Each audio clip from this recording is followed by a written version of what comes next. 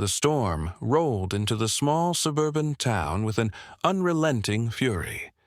What had started as a drizzle escalated into a downpour, and soon the streets were unrecognizable. Water surged through neighborhoods, turning roads into rivers and stranding vehicles midstream. Families scrambled to gather belongings, climbing to rooftops or fleeing to higher ground. Chaos reigned as the town, unprepared for such an onslaught, struggled to cope with the rising waters. Amid the turmoil, a young boy named David, about 12 years old, waded through the floodwaters with remarkable determination. His clothes were soaked, and his small frame shivered from the cold, but his focus never wavered. David had been out running errands before the storm hit, helping his mother with groceries. Now, he was navigating the flooded streets, assisting stranded neighbors, and guiding an elderly woman to safety. Despite his youth, David's courage shone through, earning him quiet admiration from those who witnessed his actions. Across town, in the parking lot of an upscale hotel, a visiting family was experiencing their own moment of panic. The father, a billionaire CEO, had brought his wife and infant son to the town for a short vacation.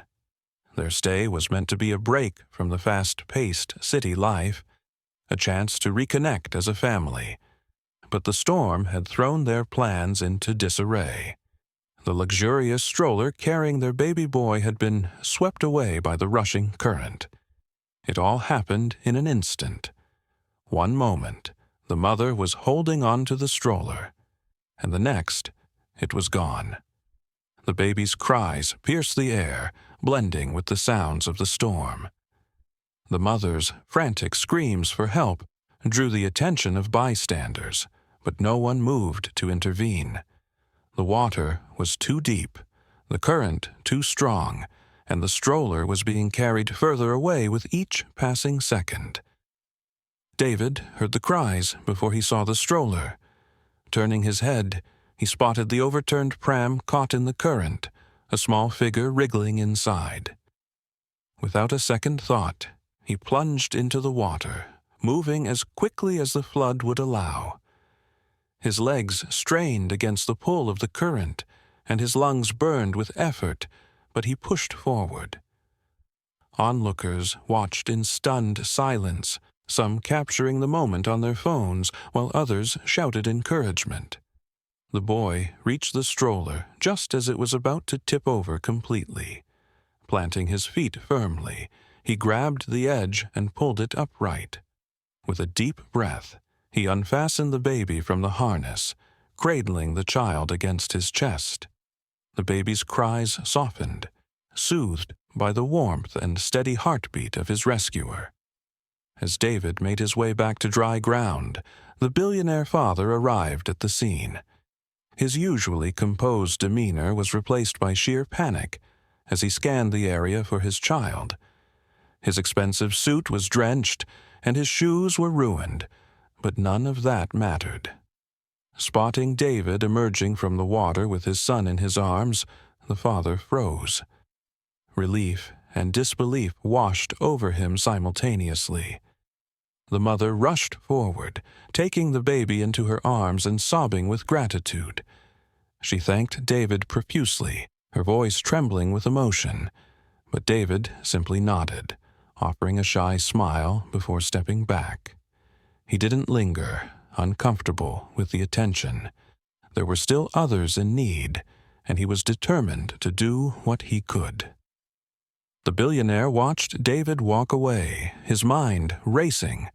This boy, unassuming and courageous, had saved his son's life without hesitation. In that moment, he realized that wealth, power, and status meant little in the face of raw humanity. David had shown a bravery and selflessness that no amount of money could buy, and the billionaire knew he couldn't let the boy's actions go unacknowledged. Unbeknownst to David, his heroic act would spark a series of events that would forever change both their lives. The storm which had wreaked so much havoc, was about to give way to an unexpected and life-altering reward. David was no ordinary 12-year-old. Growing up in a working-class family in a modest neighborhood, he had learned the value of hard work and responsibility early on. With his father working long hours at a factory and his mother juggling part-time jobs, David often stepped in to help. Whether it was delivering groceries for elderly neighbors, mowing lawns, or running errands for his family, he took on each task with determination. Despite the challenges of his upbringing, he was known throughout his community for his resourcefulness and an unwavering sense of duty. David's dreams were as vivid as his reality was stark.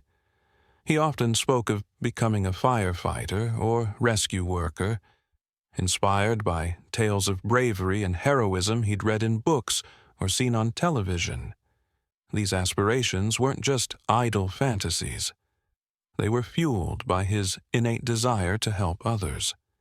Even at his young age, David had a reputation for stepping in where others hesitated. He had once pulled a stray dog from a drainage pipe during a rainstorm and helped an elderly neighbor carry groceries during a power outage. His selflessness earned him the respect of neighbors who often marveled at his maturity. But life wasn't without its challenges. Money was tight, and his family struggled to make ends meet. Yet David never let his circumstances define him. He approached every day with a can-do attitude, finding joy in the simplest of things: a freshly mowed lawn, a shared laugh with his younger siblings, or a sunset watched from his favorite hill. He saw potential in everything and hope in everyone, a quality that set him apart.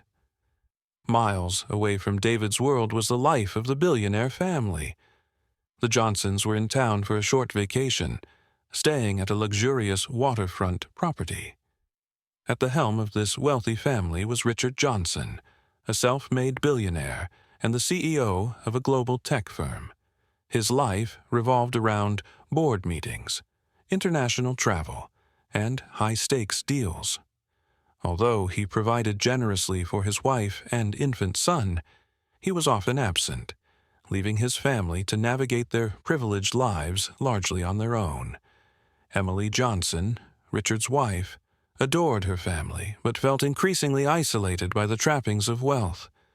Her days were filled with charity luncheons and managing the household staff, but she longed for something deeper.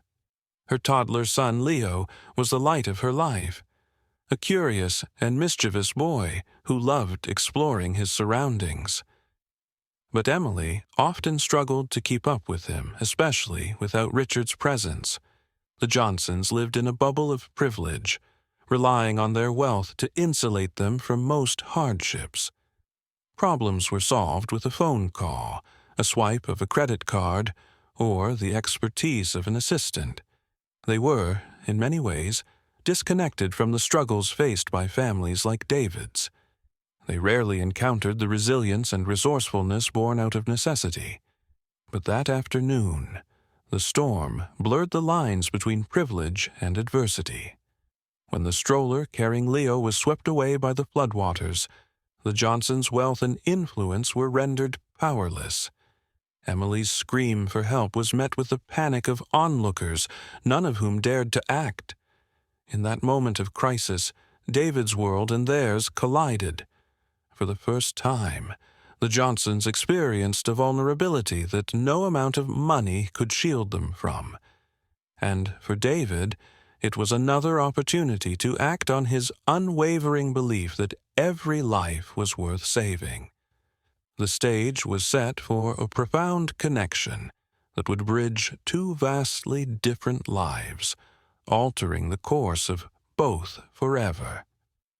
David didn't hesitate when he heard the cries. The stroller, with its gilded accents and designer insignia, was caught in the violent torrent of floodwaters, bobbing dangerously close to being swallowed by the current.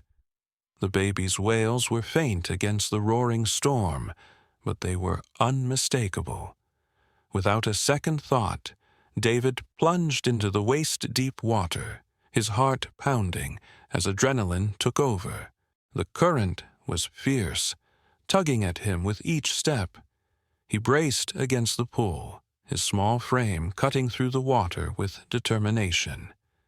As he drew closer to the stroller, he could see the terrified face of the baby, its tiny fists flailing against the straps holding it in place.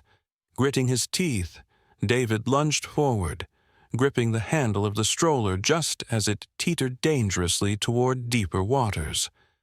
With a strength that belied his age, David wrestled the stroller against the current, his feet sliding on the slick pavement below. The water soaked him to the bone, chilling him as the rain pelted his face, but he didn't falter. Carefully, he unfastened the baby from the stroller, cradling the child close to his chest.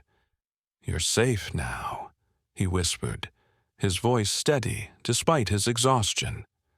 Slowly, he turned, wading back toward the shore, where a small crowd had gathered, watching in awe. As David approached the edge, he spotted the baby's parents sprinting toward him, their faces pale with panic. The billionaire and his wife were soaked, their designer clothes clinging to them, but their eyes were fixed on their child.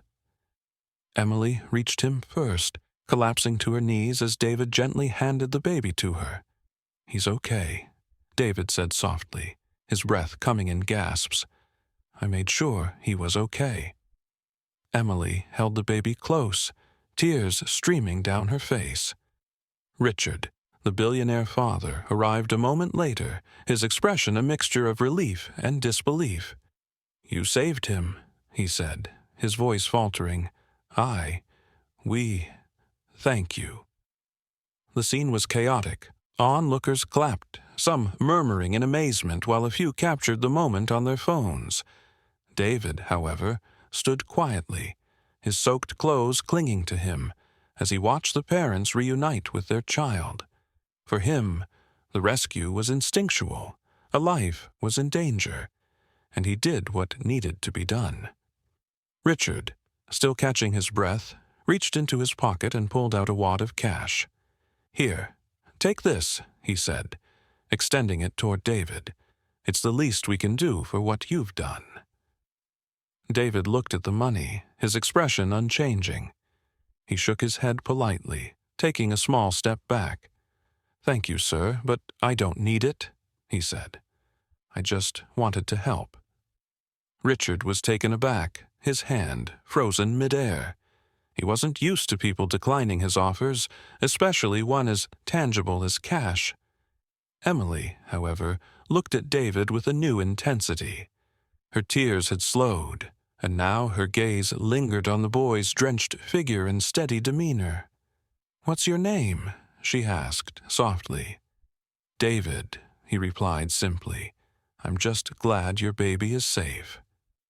The humility in his voice left Emily speechless. While her husband fumbled for more words of gratitude, she studied the boy's face. There was no resentment, no sense of entitlement, just an unwavering strength that belied his youth. In that moment, Emily realized that the boy standing before them had done something more profound than saving their child's life. He had reminded them of something they had long forgotten: the quiet heroism of selflessness. Richard, still rattled, managed a weak smile. "You're a remarkable kid, David," he said, slipping his cash back into his pocket. "We owe you more than we can ever repay." David nodded, offering a small smile before turning to leave. "Take care of him," he said, glancing at the baby one last time. As he walked away, his figure disappearing into the storm, Emily placed a hand on her husband's arm. "Richard," she whispered, her voice trembling, "we need to do more than thank him." In the aftermath of chaos, the seeds of an extraordinary gesture were planted. What began as a chance encounter in a storm would soon transform all their lives. The morning after the storm, Emily couldn't shake the memory of David's selfless act. Sitting in their luxurious suite, she began researching the boy who had saved their son. Her inquiries revealed more than she expected. David lived in a modest home on the outskirts of town with his widowed mother and younger siblings. Despite his youth, he shouldered immense responsibilities, juggling school, part-time jobs, and family duties. His neighbors described him as the backbone of his community, a kid who never hesitated to help, even when his own plate was full. Emily shared what she'd learned with Richard over breakfast. As she recounted David's life, his sacrifices, and his aspirations, Richard sat silently, the usual commanding presence replaced by a pensive demeanor. "It's ironic," Emily said, her voice heavy with emotion. "We have everything, yet this boy, who has so little, has shown us what true wealth looks like." Richard stared out the window, the city skyline stretching into the horizon. The events of the previous day replayed in his mind, each detail cutting deeper. He thought about the ease with which he had dismissed David, offering money as if it were a universal solution. Yet David had declined without hesitation, valuing his integrity over a quick reward. For the first time in years, Richard felt a pang of humility. "He didn't just save our son," Richard murmured. "He saved us from ourselves." Inspired, the couple decided to visit David. They spent the morning arranging a gesture worthy of his heroism. By afternoon, they arrived at David's neighborhood in their sleek black SUV. The juxtaposition of the vehicle against the backdrop of modest homes was striking. When David answered the door, still in his worn clothes, his expression shifted from surprise to curiosity. "We wanted to thank you properly," Emily began, her voice earnest. "Yesterday, you saved our son's life. But after learning more about you, we realized you've done so much more." Richard stepped forward, holding an envelope. "David, you have dreams, and we want to help make them a reality," he said. "This is a full scholarship to any school or program you choose. You won't have to worry about the cost." David's eyes widened, his usual composure slipping as he stared at the envelope. Before he could respond, Emily continued. "That's not all," she said, gesturing toward a second envelope. "This is for your family, to help rebuild after the storm. And we're also committing to funding community projects here, new facilities, educational programs, whatever your neighborhood needs." David's mother appeared in the doorway, tears streaming down her face. "You didn't have to do this," she whispered. "David didn't expect anything. That's why he deserves it," Emily replied, smiling. "His heart, his courage, they've inspired us to be better." David, overwhelmed, finally found his voice. "Thank you," he said softly. "But I didn't save your son for this. I did it because it was the right thing to do." Richard placed a hand on the boy's shoulder, his expression filled with genuine respect. "And that's exactly why you deserve it." In that moment, both families felt the weight of the transformation unfolding, one that would ripple far beyond a single act of kindness. The transformative moment marked the beginning of a new chapter for David, his family, and the billionaire's household. David accepted the support with humility, not for personal gain, but to uplift his family and community. His resolve to make the most of the opportunity was evident from the start. With the scholarship covering his education, David enrolled in one of the best schools in the region. The institution, with its advanced resources and inspiring mentors, became the platform he needed to excel. His passion for helping others drove him to focus on studying emergency response and community leadership, aiming to become a firefighter or rescue worker. He often said, "If I can save one life, I can save many more. David's new routine involved rigorous academics, but he never lost sight of his roots. Weekends were spent volunteering in his neighborhood, teaching younger kids, organizing cleanups, or helping elderly neighbors rebuild after the storm. He remained a symbol of hope and humility, inspiring those around him. Richard, the billionaire, became a mentor to David. Initially, their conversations were formal, but over time they grew more personal. Richard shared lessons from his career, while David offered perspectives that reminded the billionaire of the importance of compassion and purpose. "You've taught me as much as I've taught you," Richard once admitted during a mentoring session. The billionaire's family underwent their own metamorphosis. The storm and David's heroism served as a wake-up call, especially for Richard. He began dedicating resources to humanitarian efforts, establishing a foundation focused on community development, disaster relief, and youth empowerment. For the first time, his wealth felt meaningful, in a way beyond boardroom success. Emily, deeply inspired by David's selflessness, became the heart of their outreach initiatives. She organized programs that provided emergency supplies to flood-affected areas and spearheaded campaigns to sponsor underprivileged children's education. She remained actively involved in the community, visiting David's neighborhood frequently to oversee the impact of their projects. Even the couple's young son, who had been the center of the storm's drama, underwent a change. He formed a bond with David, viewing him as a hero and a role model. Their interactions taught the boy the value of resilience, kindness, and the importance of seeing beyond one's own privilege. David's journey inspired a broader wave of transformation. His story spread beyond the local community, garnering attention from media outlets and social organizations. Donations poured in to support the initiatives started by the billionaire's family, leading to new libraries, scholarships, and safe recreational spaces in underserved areas. As for David, he remained true to his principles. Despite the opportunities ahead, he often reminded himself of where he came from and who he wanted to serve. "Every step I take is for my family, my neighbors, and the people who believed in me," he would say. Together, David and the billionaire's family forged a partnership that not only changed their lives, but also created a ripple effect of hope and unity in the community. In many ways, their paths crossing was more than an accident of fate. It was the beginning of something extraordinary.